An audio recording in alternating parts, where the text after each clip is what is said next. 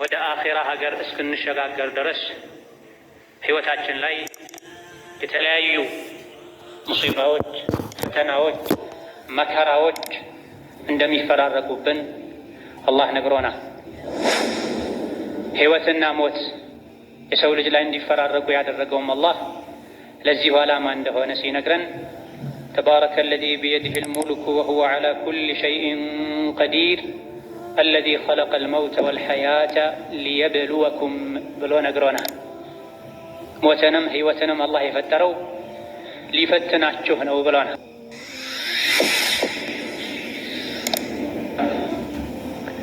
ማግኘትም ማጣትም መኖርም መሞትም ሁሉም ፈተና ናቸው።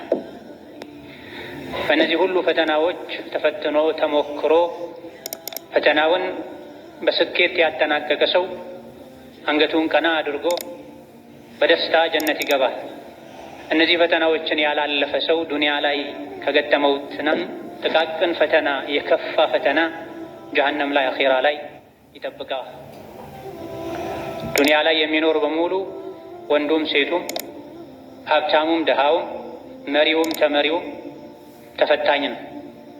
ሳይፈተኑ ሙእሚን መሆን፣ ሳይፈተኑ ጀነት መግባት፣ ሳይፈተኑ ህይወት ላይ ድልን፣ ሰላምን፣ ምቾትን ማግኘት መቼም አይቻልም። የሰዎች ፈተና አይነቱ ስለሚለያይ ትንሽ ፈተና ውስጥ ያሉ ሰዎች አላህ ከፈጠራቸው ፍጥረታት ለይቶ እሱም ብቻ እየፈተነ ያለ ሊመስለው ይችላል። ግራ ቀኙን ዞር ዞር ብሎ የማያይ ሰው፣ ታሪክን የማያውቅ ሰው። ነገሩ እንደዚህ አይደለም። እውነታው ሰው ሁሉ ፈተና ላይ ነው ያለ።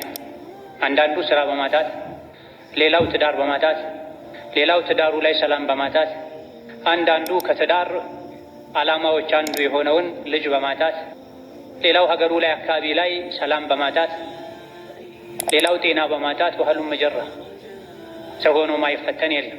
ታዲያ ፈተና የማይቀር መሆኑን ሙእምን እስካረጋገጠ ድረስ በአላህ ቃል እስካመነ ድረስ የፈተና መድኃኒቱ ምንድን ነው የሚል ትልቅ ጥያቄ ሙእምን ልብ ውስጥ መፈጠር አለበት።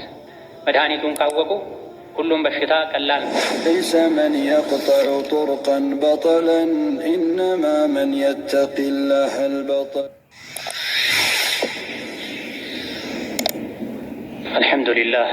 الحمد لله الصبور الشكور وأشهد أن لا إله إلا الله وحده لا شريك له إليه ترجع الأمور وأشهد أن محمدا عبده ورسوله البشير النذير صلى الله عليه وعلى آله وأصحابه والتابعين له بإحسان إلى يوم النشور وسلم تسليما كثيرا.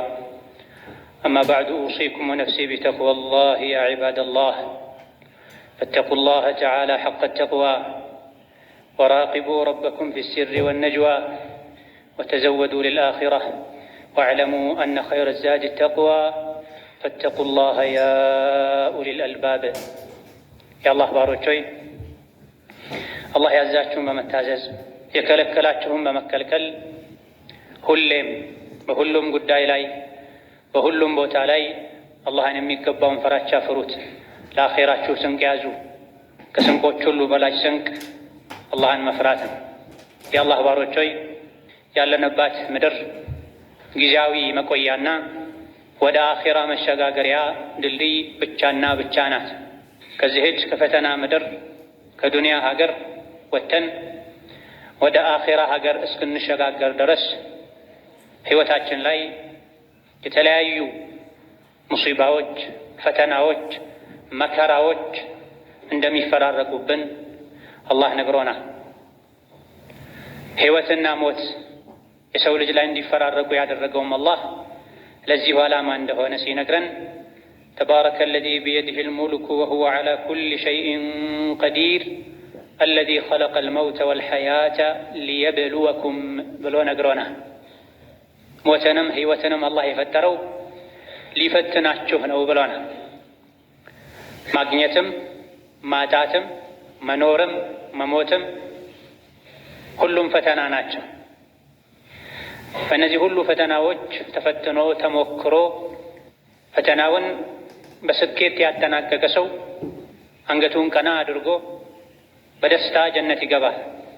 እነዚህ ፈተናዎችን ያላለፈ ሰው ዱንያ ላይ ከገጠመው ጥቃቅን ፈተና የከፋ ፈተና ጀሀነም ላይ አኺራ ላይ ይጠብቀዋል።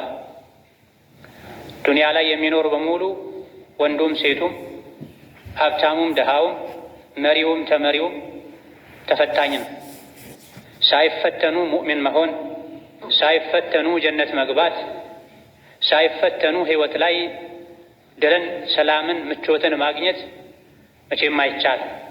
የሰዎች ፈተና አይነቱ ስለሚለያይ ትንሽ ፈተና ውስጥ ያሉ ሰዎች አላህ ከፈጠራቸው ፍጥረታት ለይቶ እሱም ብቻ እየፈተነ ያለ ሊመስለው ይችላል። ግራ ቀኙን ዞር ዞር ብሎ የማያይ ሰው፣ ታሪክን የማያውቅ ሰው። ነገሩ እንደዚህ አይደለም። እውነታው ሰው ሁሉ ፈተና ላይ ነው ያለው።